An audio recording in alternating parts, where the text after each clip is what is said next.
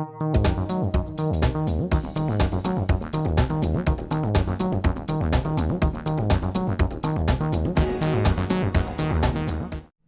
afternoon, and thank you, Ms. Benedict, for the invite and for that warm welcome. It's indeed a pleasure to be here. It's an honor to be before the Baton Rouge Press Club Board, and this is one of my first speaking engagements. It seems like I've been speaking everywhere around the state, and so finally speaking in Baton Rouge. But before I get into my remarks, first of all, I would like to bring greetings from, on behalf of Dr. Ray Belton, the president of the Southern University and A&M College System, and the Southern community. It's indeed an honor to be here. I always try to open up. They've been telling me since I've been making my rounds I don't really introduce myself, but that was a great introduction. So I can skip some of that, but I will say, when I say I'm from Mobile, Alabama, I'm actually from a little place called Theodore. As one of the guys told me, he said, Theodore, you take the E in, and yeah. And I said, oh, I know this person really knew where I was from. And I actually had a chance to go there this weekend. I was telling my colleague, actually we were talking when I was en route about the Mardi Gras, because I put on Facebook, I said, New Orleans may have perfected it, but Mardi Gras started in Mobile in the continental United States. And a couple of people argued with me until they started Googling it. So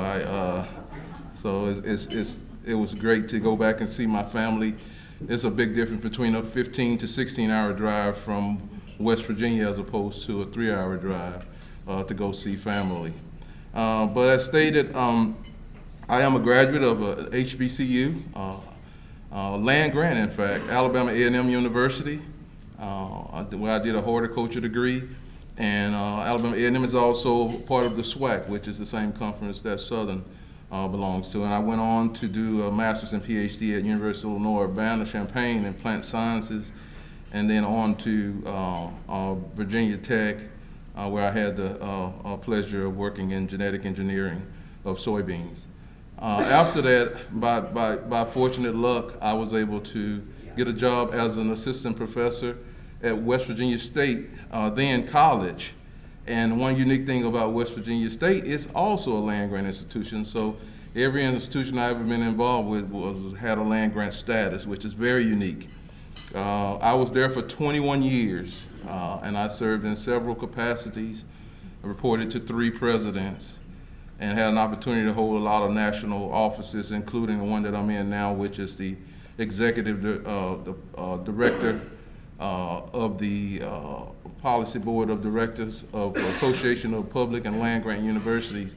And this body develops the budget and legislative priorities for all 107 land grant institutions. So we spend quite a bit of time in DC developing strategies on how we're going to prioritize our asks and what mechanism we're going to use to get to where we want to get to. I tell you all this about my background and also about my 21 years because the first question that I was asked, why would you leave a place where you're a tenured professor and you spent 21 years and appeared to have had a successful career? And the answer to that was there was only 2 universities that I would leave West Virginia, and that was Alabama A&M and Southern University, because of, in fact, A&M is, of course, my alma mater, but Southern University, because as a land grant, coming from a historically black land grant, we all looked up to Southern University and their academic programs, their research programs, their outreach programs.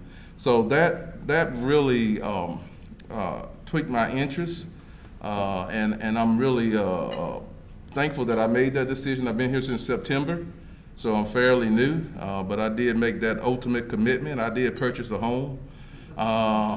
So I have a home here, and I have one in West Virginia, and I have one in Alabama. So actually, Mom occupies the one in Alabama, so it's really her home, so as she reminds me. So I want to just tell you a little bit about what's going on at Southern University, and just like any new chancellor or new dean, you want to lay out, what you're looking or your vision for the 2 entities. I will say to you, it's very, very unique to have a chancellor-dean title. You're either chancellor or you're dean.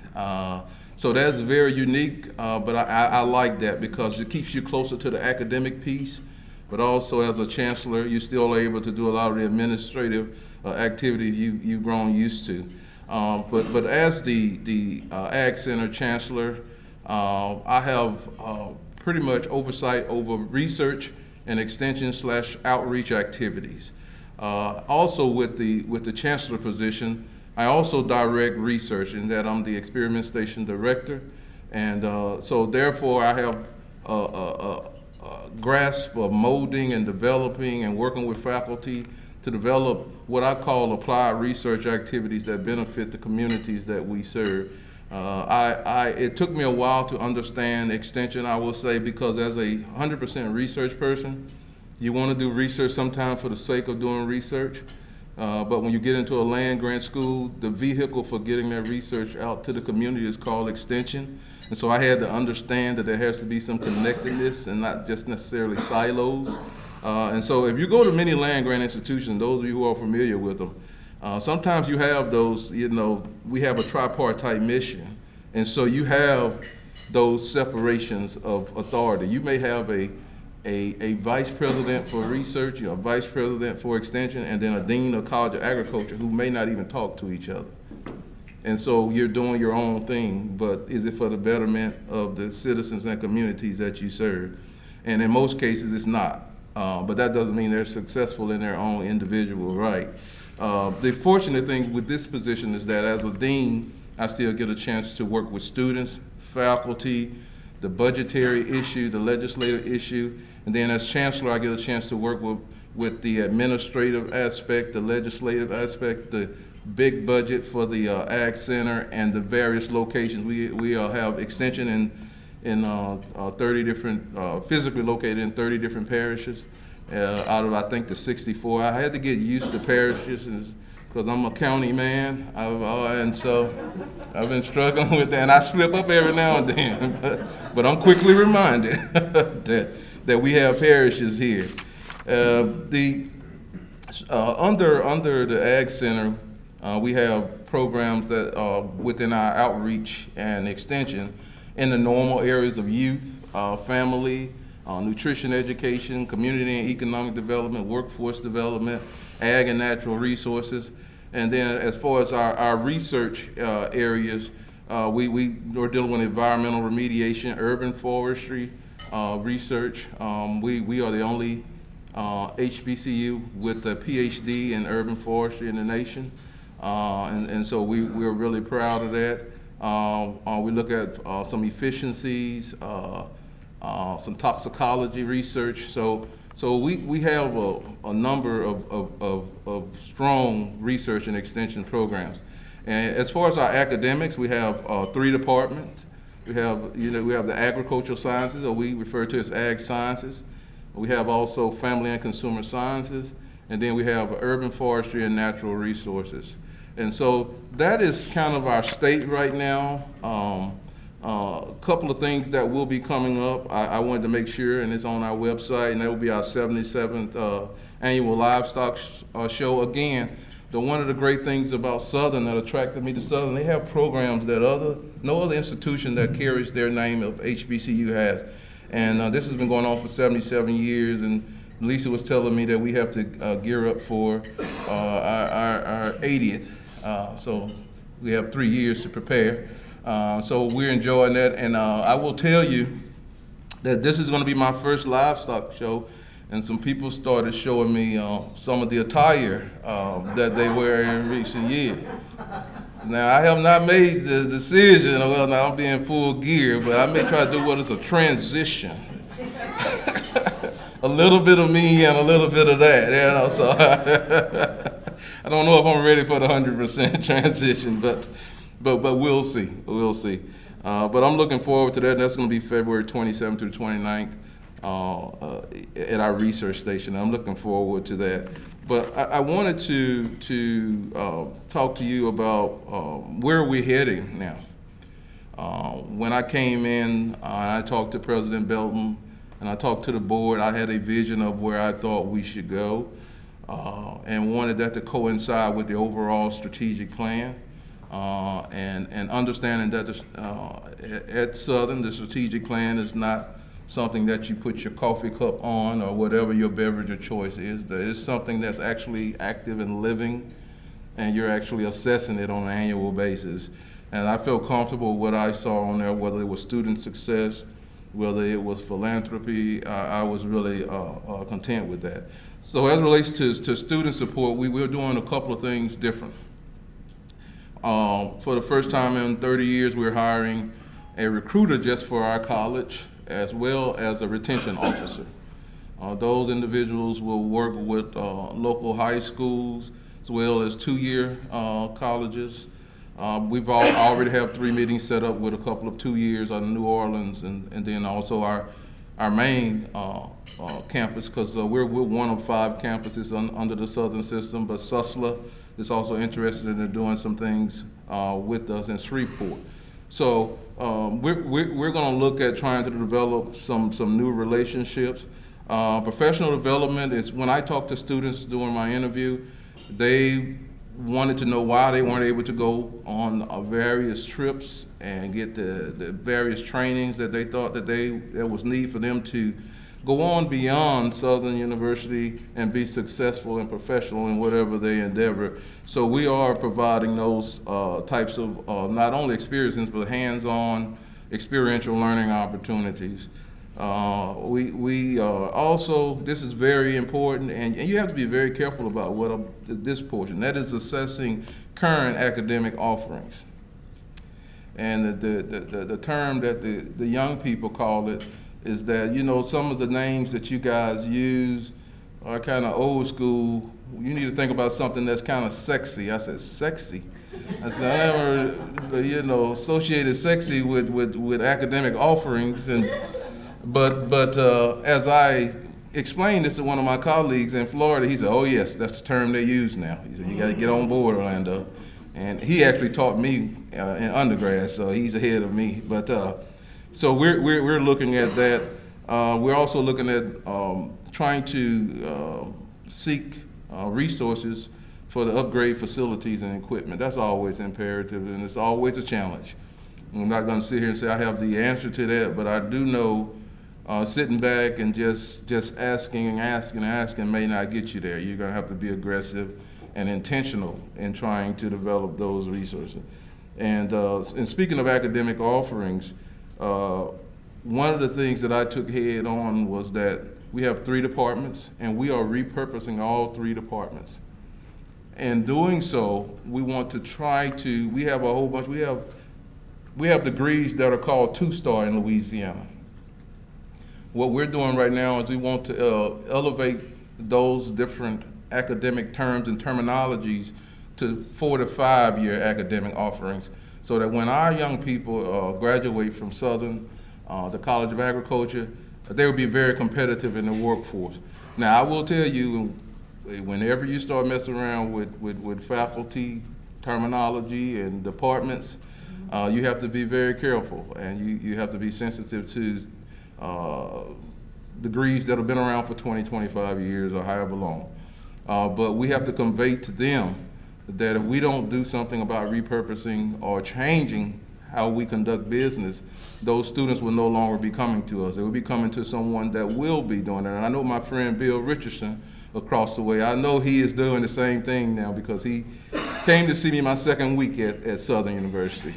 And I actually will have an opportunity. I have a 1 o'clock with him today, so I'm looking forward to talking to him later on.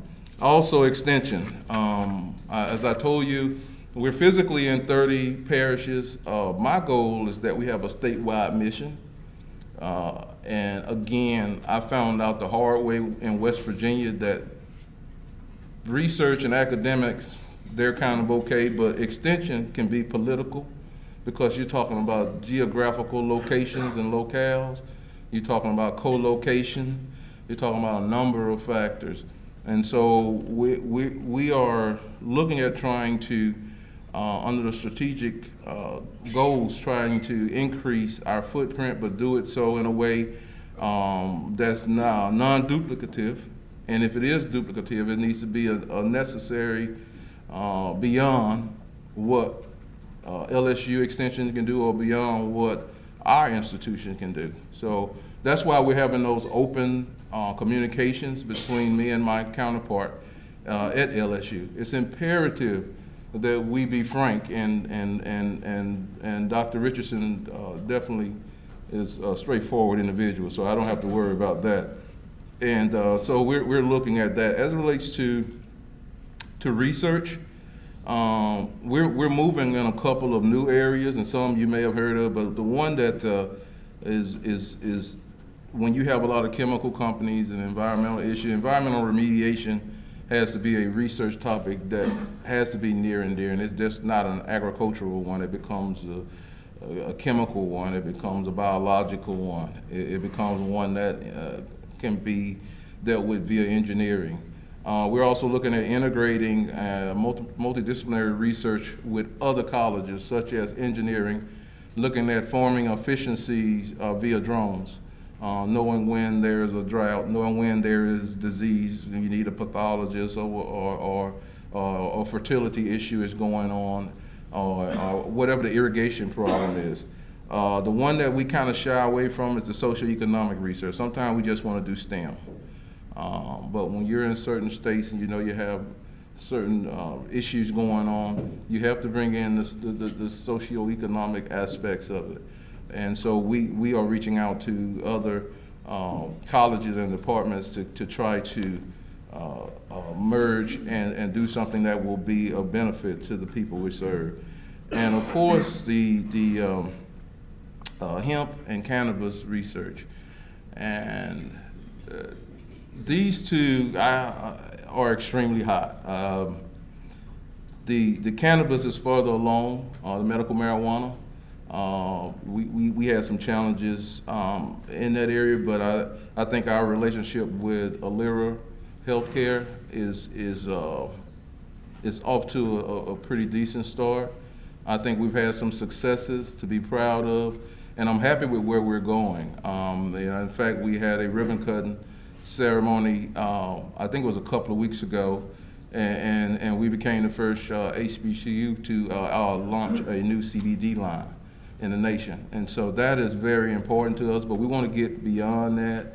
We want to even look at some other products developed right here in Louisiana. And so I'm really happy with that relationship, and you may have some questions about that later, but the research that we have not gone to the point of research because we're just in the processing mode. We're trying to get that part efficient and look for efficiency. As a matter of fact, some of the things that I'm going to be talking to Bill about will be some of the challenges we have, and if they are in a position of sharing, we want to know how they are addressing them, because we're having the same problems, we're having the same issues. So I wanted to see if we can have that open dialogue.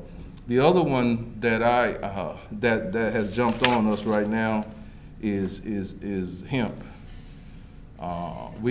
The scary part of hemp is that we have individuals who want to abandon what they've been doing for 40 or 50 years and go jumping right into hemp.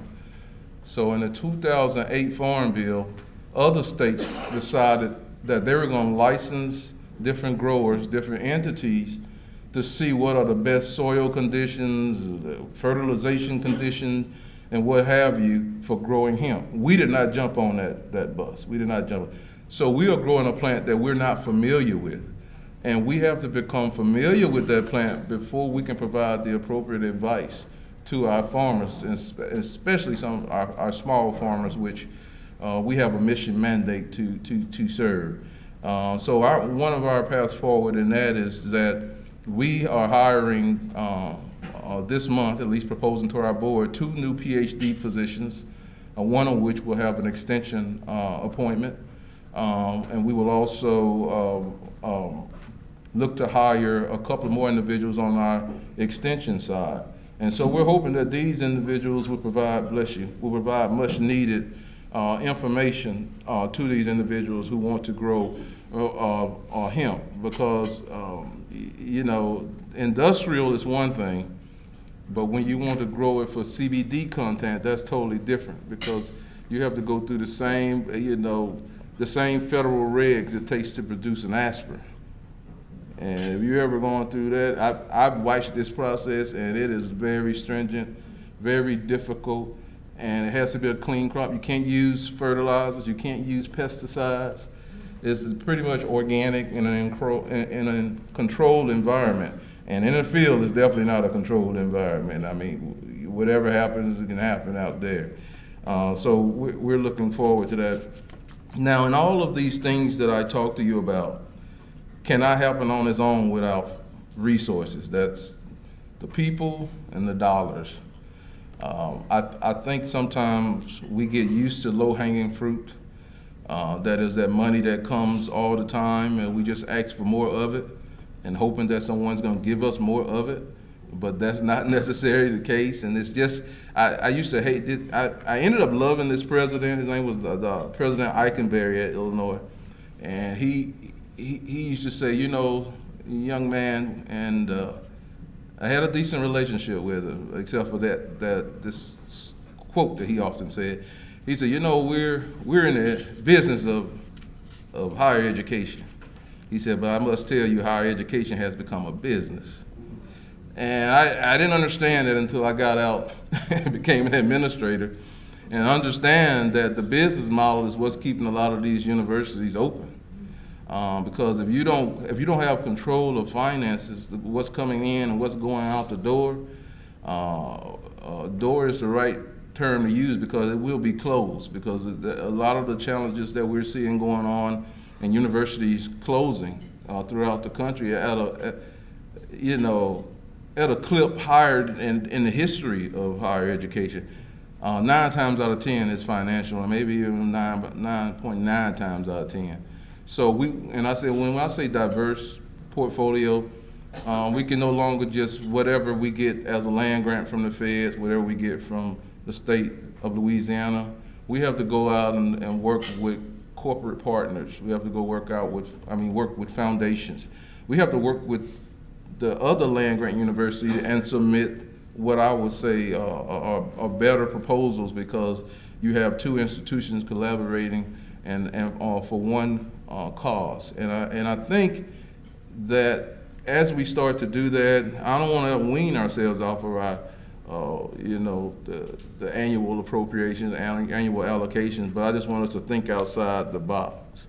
And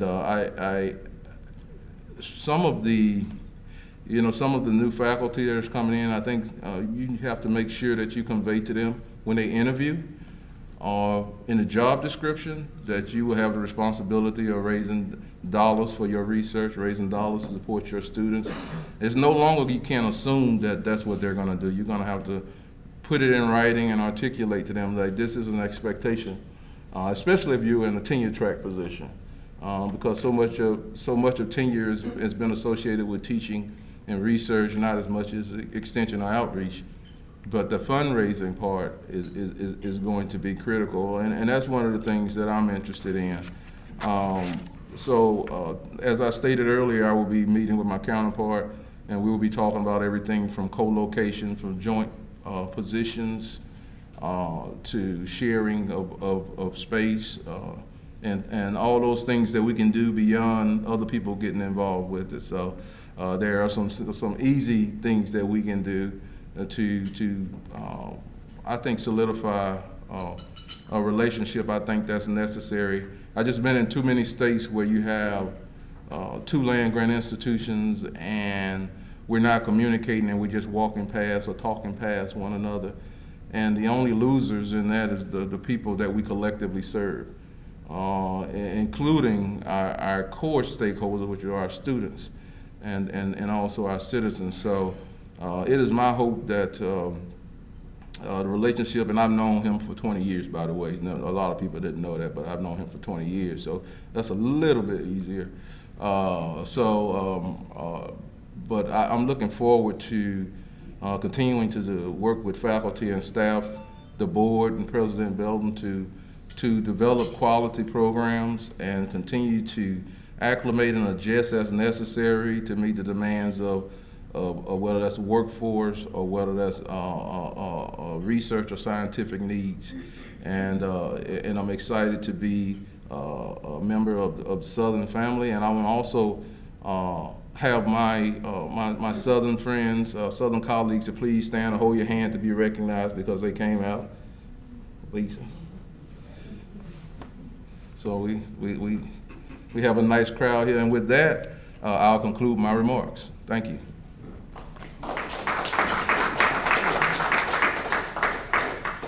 So at this time, I'll take any questions. Hi, Holly Dutchman with the Business Report. I know you mentioned that y'all aren't to the point of conducting research right now with the medical marijuana program, that y'all are focusing on trying to get those processes efficient. When do you expect those processes to become efficient and start research? So I think right now we found the key to continue with staggered process of producing the product that is cannabis, medicinal marijuana, and I just think we're right now we're getting ready to harvest that first crop.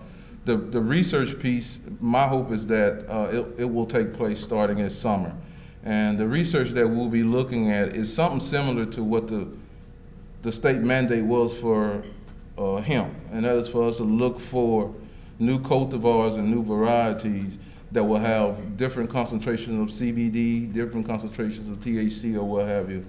And for that, we will be looking at bringing on some additional plant scientists.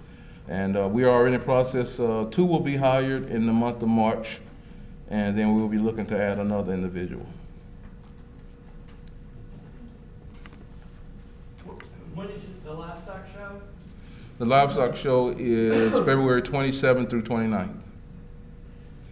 And we will make sure we get some information to you guys to make sure, because it's going to be my first, and so I'm excited about it. So right after Mardi Gras, though, yeah.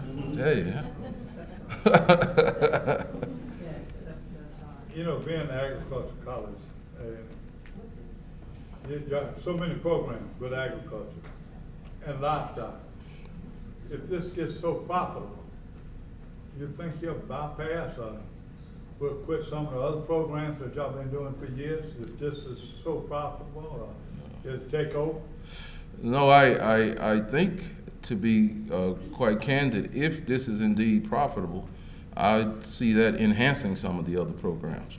What I mean by that is that the fact of revenue that's generated, we put back in the program or support other aspects of the university. So I will not, especially some of the research we're doing on meat production, you know, all this. These are necessary. You know, this population, this world population is growing at a rate that us agriculturalists, we have some concern on if we're going to be able to feed all these people around the world, and then we're having all these environmental problems, and we're having less and less farmable land, and so I those other ones will not go away. Maybe some activities, but not the core research aspect of it or the outreach.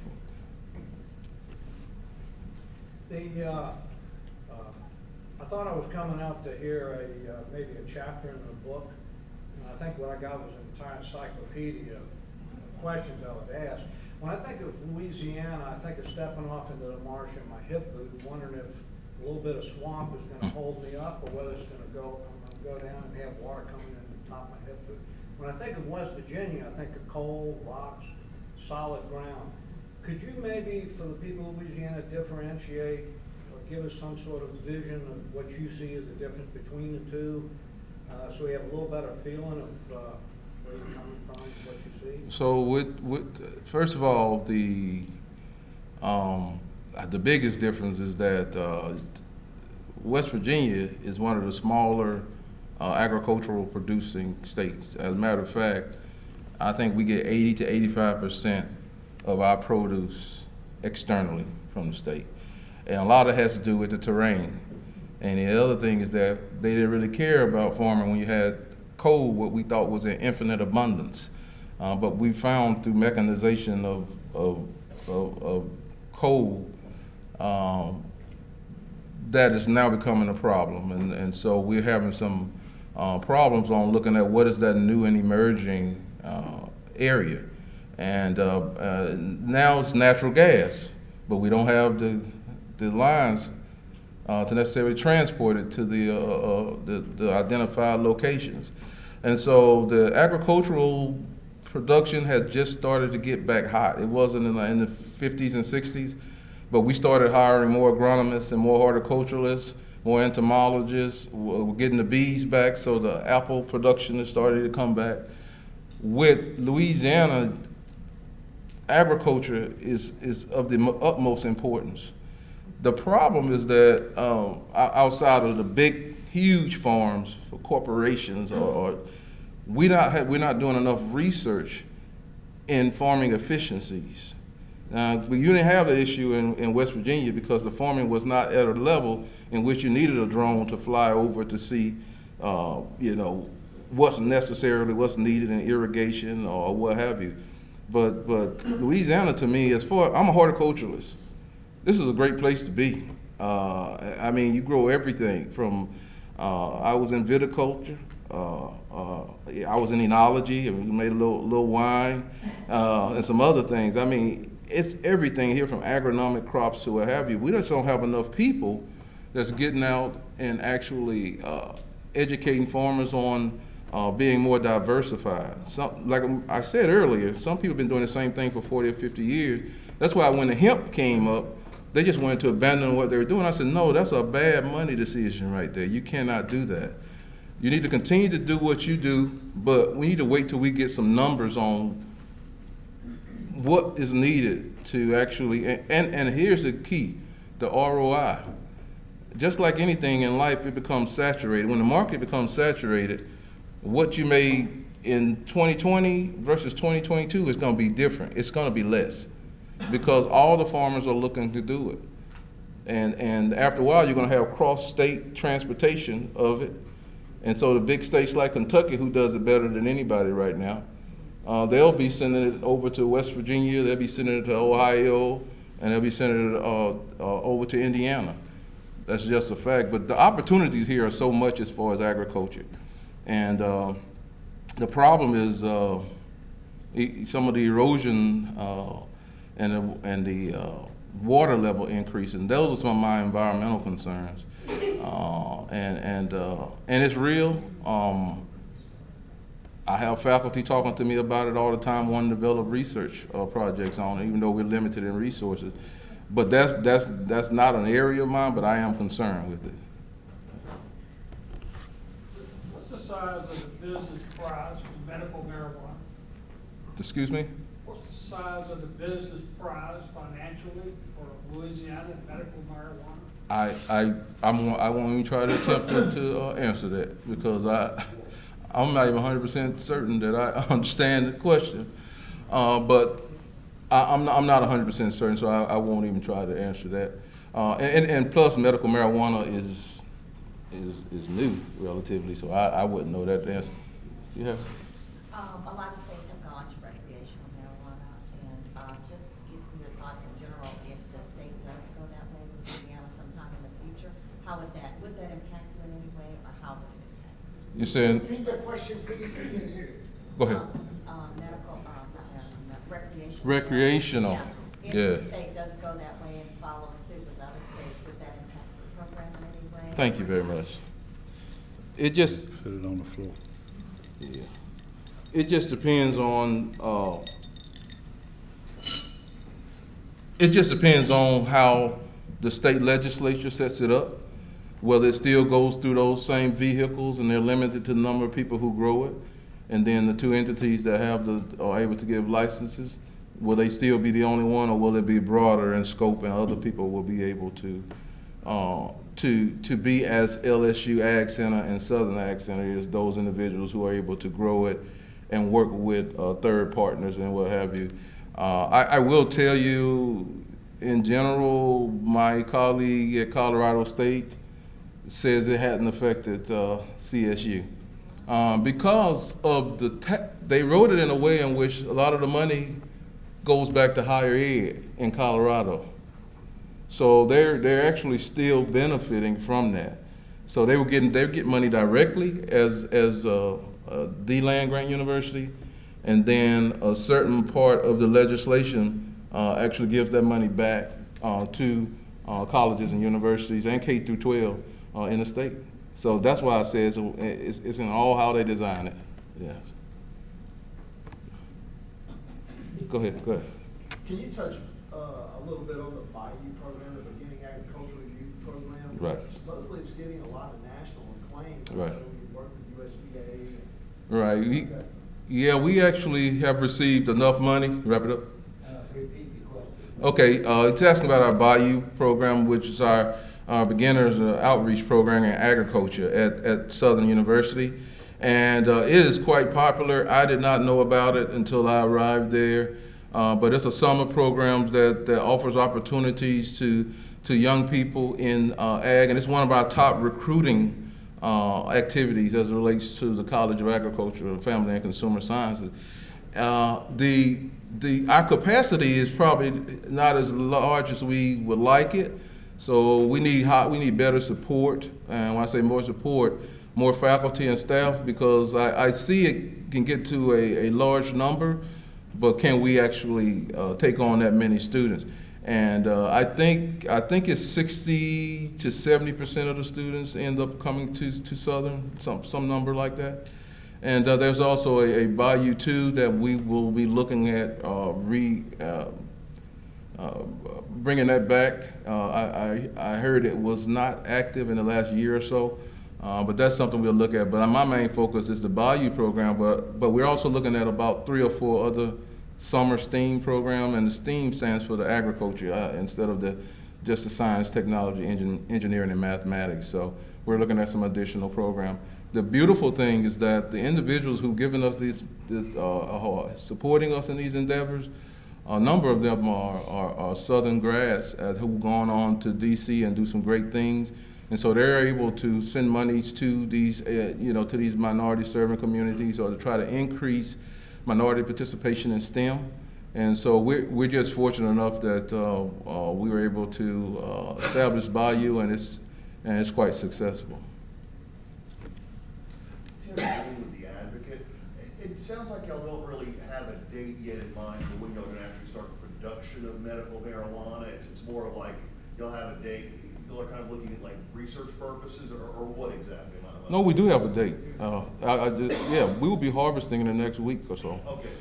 Yeah. So no, the research is just another component of in anything we do, we have to think about all 3 mission areas.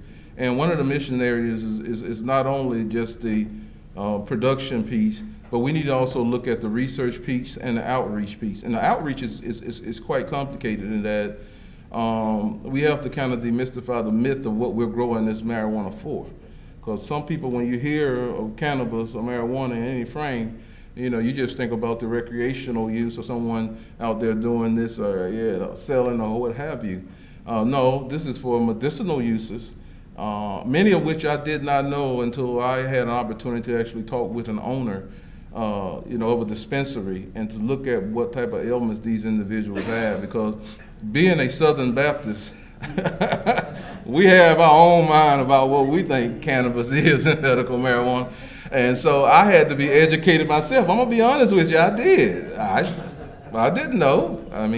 But that's the part of the outreach effort. We have to make sure that individuals know that we're not just selling this, for recreational use. And it's called medical or medicinal marijuana or cannabis. So when will the products made at Southern start hitting like the dispensaries? Any idea? I don't want to answer, Okay. but it will be in the next 30 to 60 months. 30 to 60 weeks, excuse me. 30, 60 weeks. Okay. Yeah. Wait, 30 to 60 days, excuse me, my bad. Okay. Yeah. 30 to 60 days. I have not gotten an update yet. We've been so busy with some other things going on that it's been a little slow in the process. But I think we're moving in the right direction, and I'm excited about it. It's just when you do something for the first time, and then you have these strict guidelines that are oversaw by so many different agencies, whether that's federal or state. Every step has to be approved, and so it's not a simple process, especially if it's something that is a medicine that you will be taking and putting in your body. So we want to make sure that we follow the necessary steps to produce a quality product.